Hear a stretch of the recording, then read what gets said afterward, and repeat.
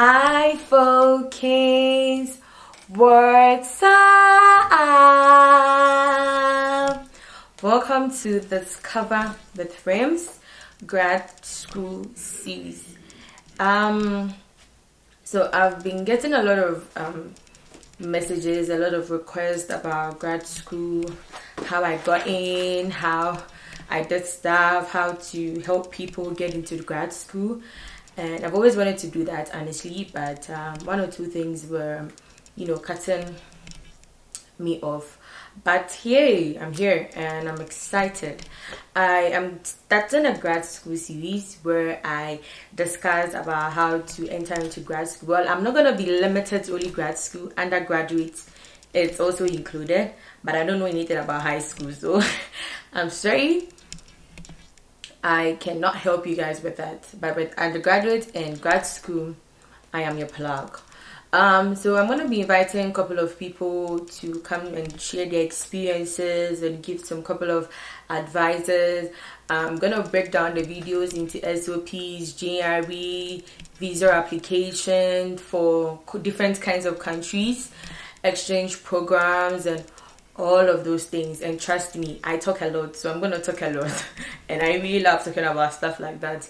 So yeah, basically, practically, generally, that is what this grad school series is going to be about. So today is going to be an intro video on preparing for grad school.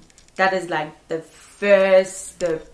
And I don't know how many parts this video is going to be in, but today's part I'm going to give you 5 solid points on how to know that you are preparing, or for you to prepare yourself for grad school. And I encourage you that if you go through these points and more, you're definitely prepared for grad school. First of all, you need to know your research interest or what you want to study. I know we from the African countries, we literally want to leave our countries because like the economy and the system, there's no system for us. The economy is whack and bad. There's not enough of money. If you don't know people, you cannot succeed. So we literally want to jump from our countries, and that is amazing. But honestly, the best advice for you to get is know what you want to study and know what your research interest is in, because you would be like, I want to study anything. When I come out first, I'll do my best. But honestly, it is not like that. Some of the courses you'll be taking to help you do your research work, it might be draining, it might be a lot for you, and you would end up taking a program that you literally have no idea about. Well, let me give you an example. I know some people that came here or came to one university and had to transfer because first of all the research interest was it aligned, but it didn't really align, and secondly because maybe the advisor was something else, or like the research was so intensive and you have to do a lot on your own, and they cannot do that on their own, and that is super true. And like, you don't want to be in that kind of situation. So the first thing to do is know what you want to study. You want to do water, you want to study snow, you want to study grass, you want to study medicine. Know which of the interest, medicine, epidemiology. You want to be into surgery, you want to be a pathologist, like, anything. Just know where your interest lies, because where your interest lies is where you put in the effort. You enjoy what you do. You do it wholeheartedly. When you're doing it, like, you are so excited that I have a friend here who does research on fungi and stuff.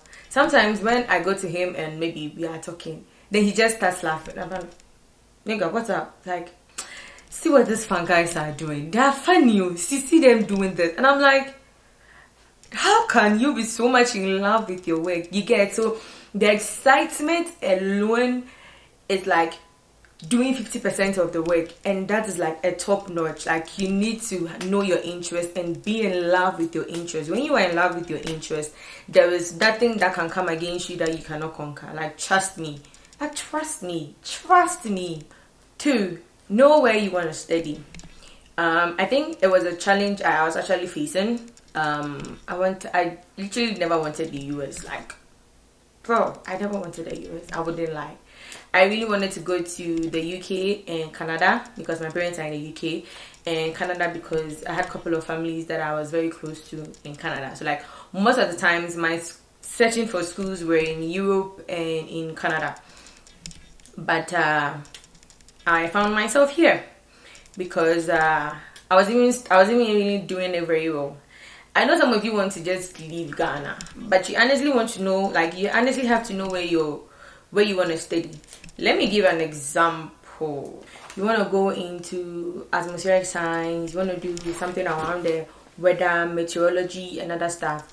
Countries like the US, countries like the UK, the Australia, like they do a lot of studies in those terms, like in those fields. Sorry, something like wildfire.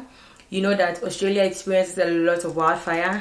Western US experiences a lot of wildfires. So like those are the places that you can see, you can get funding for, you can get like, this is where my research interest is and this is where they do best studies. So you go there, you look for those countries and go there and then like do those studies there. I don't know if you get me. You don't just go to any country because like, I'm not shading any school. But if you realize, if you want to have best background in engineering, you should go to tech. Like Ken Westy is the G school for you to be an engineer. Well, there's UMass, but you guys cannot fit Ken Westy. If you go to Legon to do some engineering courses like civil engineering, you don't learn a lot of engineering stuff there. Like the science is basics, like you get, but when you go to like a tech with Ken Westy to learn engineering, you're like top notch. Except like biomedical engineering, where Legon is like topping because of Mrs. Kaufman. If you do biomedical engineering in tech, you get a lot of experience, but it's not like that. So you get my point. So like you need to know where you want to study based on your research interest. You know that okay, Ghana, they do very well in food nutrition, so I'm coming to Ghana to learn food nutrition. You get me? Exactly. 3. Attend seminars, talks, and join WhatsApp groups, Telegram groups, and all of that. Well, when I was applying for grad school, along the line, I lost my phone, so I was away from contact of people, groups, and all of that. But when I got my phone back, I joined this group. When I joined, I was already having my offer. I had already started my visa process, and all of that. I had this. I read a lot of insightful things from that group, and I wouldn't lie, I would already done looking for schools, but I wish people can have the chance to be on that WhatsApp page or that Telegram page because it's amazing. Like we have about 250 people on that page, and everybody gives a lot of insightful stuff. Maybe you post something there and someone is like, oh, I applied here and they told me to do this and that and I'm supposed to do, like you go to seminars, you listen to insightful things, like on ground experience, people who have gotten their experience. Some of these things on Google, I don't trust a lot of them. Go to seminars, join WhatsApp groups, go to talks, do things like listen to people who are already in their field, who have experience in those places, and you realize that there will be a lot of things that you realize you were supposed to be doing and you are not making any more mistakes. Like 4, prepare for interviews. Interviews are like, one of them was constant stuff. Maybe unless you're going to school in the UK where you have to pay your own fees and stuff like that, but when you want to go to school in like Australia, in America, in Canada, you'd have to be prepared for interviews. You are going to have interviews. Every interview differs, and I'm going to enhance on that in another video, but I just want to tell you that every advisor has a way of interviewing people. Some people actually quiz you on an interview. Some people actually ask you like questions like, what is matter? What is this? Like, what is that? They're like, bro, interview me, you're not questioning me, but like you get, everybody has a way of doing that. And I'm gonna make a video on some interview questions I got, a couple of my friends got. I'm gonna have like a couple of people. You're gonna enjoy this series, honestly. You're really gonna enjoy the series. For test scores, so of late, GRE, TOEFL, IELTS, Duolingo, GMAT, and those medical school examinations are like, I won't say a must, but kinda you'd have to prepare for those, especially Duolingo. Now, because of this, a lot of fraud stuff from my country people, my people.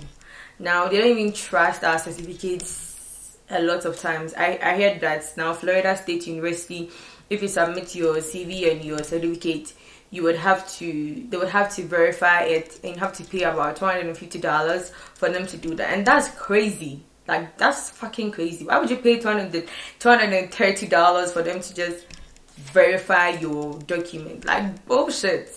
Sorry, but bullshit. That doesn't make sense. But anyways, now because of all of those things, we need to write a couple of tests.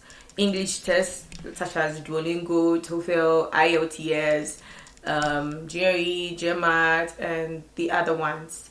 And I encourage you all that you should prepare for any of those. Well, depending on the country you want to go to, depending on the funding. I know business school, whether you like it or not, you are GRE or GMAT. Oh yeah, then. So you literally have to prepare for those. Some engineering programs and some other stuff, you'd have to prepare for those, and like, you'd have to. So practically, these are the 5 points I have for this video, and I'm gonna have a part 2, maybe 3, maybe 4. It all depends on the point I have, but I'm gonna have a couple of points to share with you and to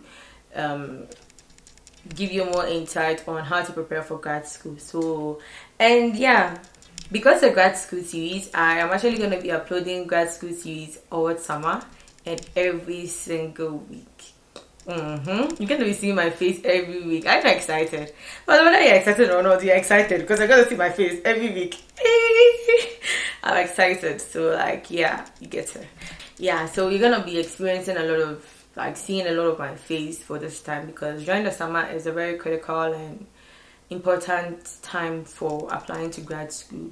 So I'm going to help you throughout that, and I'm going to be your guide throughout that. Thank you guys, and see you guys in another video. If you're new here, welcome to the family. Don't you see films exciting? Don't you see films to be amazing? I know, I am amazing. So like, yeah. So thank you guys for coming, and don't forget to subscribe, like, share, comment, drop a comment, share your insight. I'm gonna be creating I don't know if I should make an email or make a mail, I don't know, but I'm gonna create something, maybe anonymous or an email or something. Drop my email so that you guys can send me messages about some of these things and what you wanted me to talk about grad school, and I would humbly do that for you.